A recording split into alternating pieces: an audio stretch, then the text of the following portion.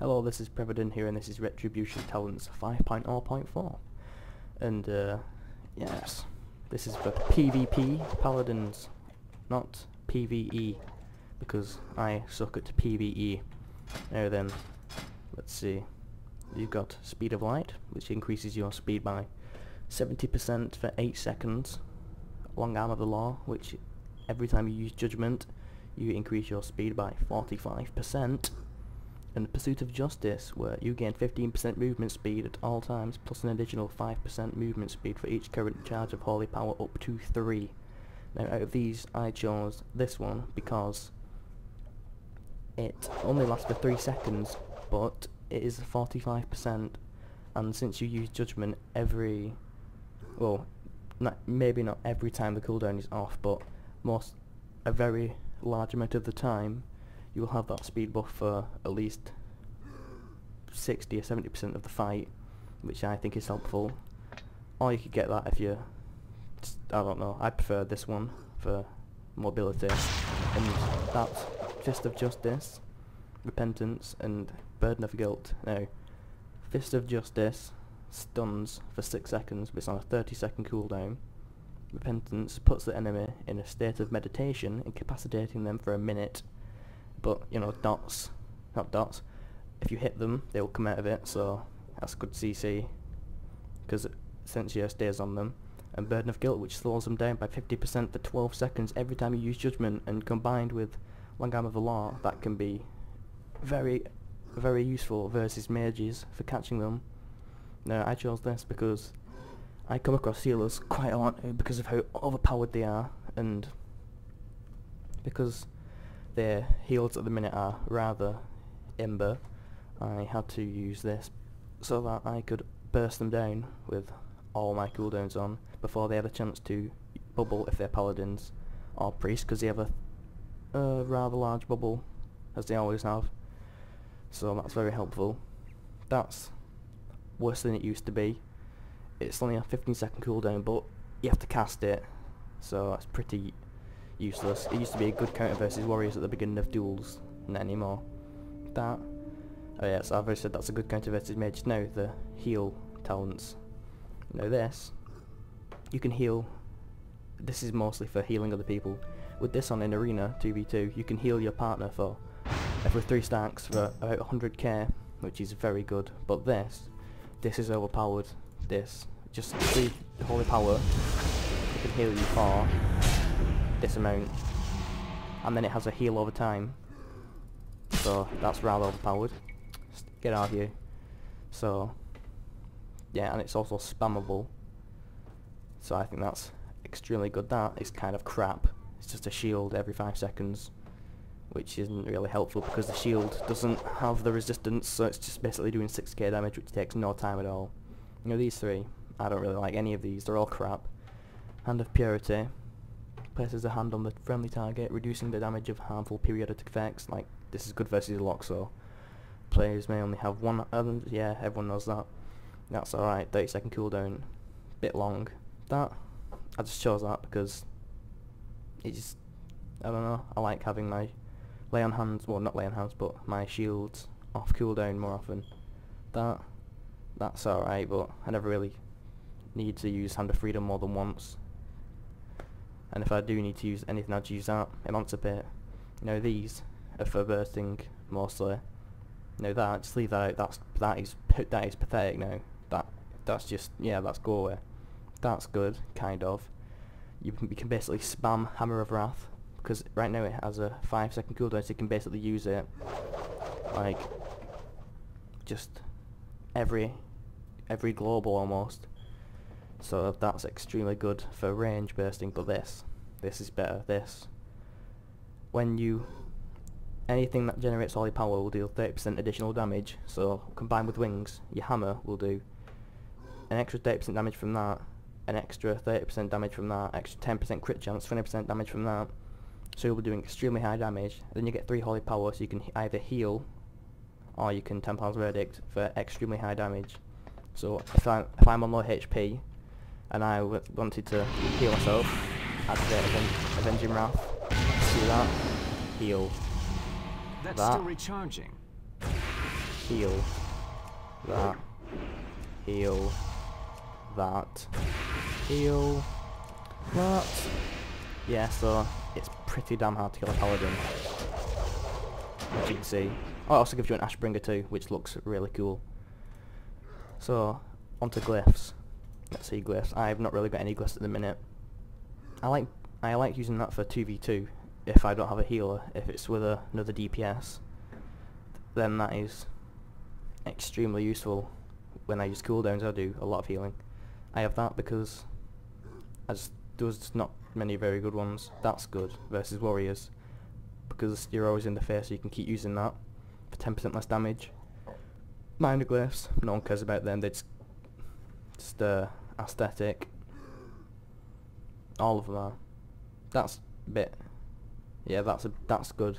It's not really aesthetic, really. That's just escape. It's the equivalent of Night Elf Druids, racial, flight form, getaway, but it's not really as useful, because with Druids they can fly off and come back and get you after you think they've gone. With this, you just go back to your home, so you can't really do a lot with that.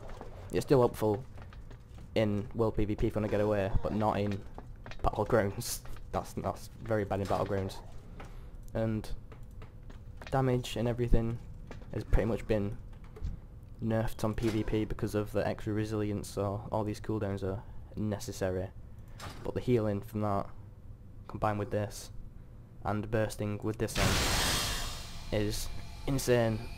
The Blessed Knight's been changed. It's mastery, no longer strength, or 5% strength, and not 5% strength. What am I on about? It's no longer 10% attack power as it used to be. And I forgot what else it was. It was a bit of mana regeneration as well, and that's the same. There's no difference with that. Shield of Truth, same, pretty much. No auras are gone. No more auras. So yeah, no more speed buff. No more resistance aura versus mages and locks. No more. I forgot the name of the defensive one with that gives you armor versus warriors or druids. So yeah, there's not very much you can do anymore. And if you didn't see the Ashbringer animation before, here is what it looks like. He holds it out for a second and then, yeah, it looks pretty good. I personally wish it would last longer, but then that would completely ruin everyone's perspective of the Ashbringer. It wouldn't make it a super rare, lore-filled item. It'd just make it something paladins have that everyone else can't have, which wouldn't be very fair. Or it'd just make the sword crap. Avenger Mouth, the 4 wings, small difference. You can see the 2 at the bottom there, barely. And I'm sure there's another minor glyph where you can jump off edges and it slows you that. That's alright. It looks cool when you're dismounted over Stormwind. You just float down. Looks extremely nice, especially when you've got Ashbringer in your hand as well. Looks well cool. Ignore the gold. I have sent it all to an alt, and the Quel'Dor, which I got the wrong sword, got the one-handed instead of the two-handed. May as well delete that, but that would be a very, very big waste. That's pretty much all the changes to Paladin, except for it's no longer cleanse. Yeah, everyone can see it's emancipate. Cleanse is still there. It's just not very good. I don't really use it. And Flash of Light's been buffed for Ret Paladins. I think it does more healing than it used to. And now Ret Paladins have also got this. I don't know if they had it before, I don't remember. But I'm pretty damn sure they didn't, because I checked all my spells and had them all in the bars. But yeah, that's pretty good for versus warlocks and mages. And Divine Storm has been buffed, but you need 3 holy power to use it. It does more damage though. Observe. And I can't tell which one it was, but it does. This is really not a very good number to test it on. Do on these over here. Better. Let's see you there.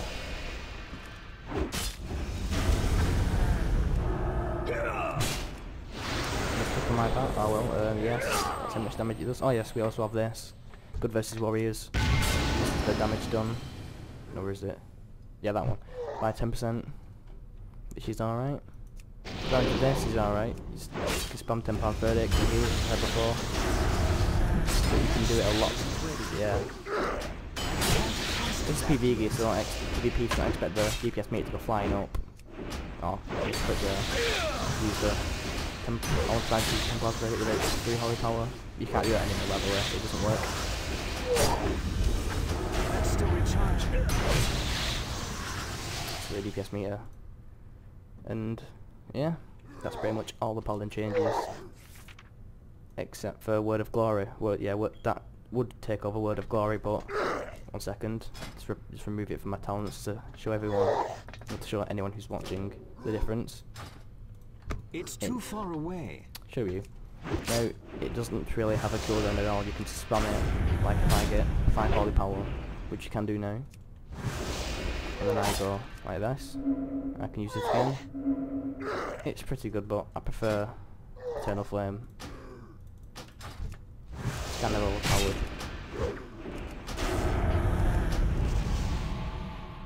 And I'm sure there's yes, Judgment gives you holy power.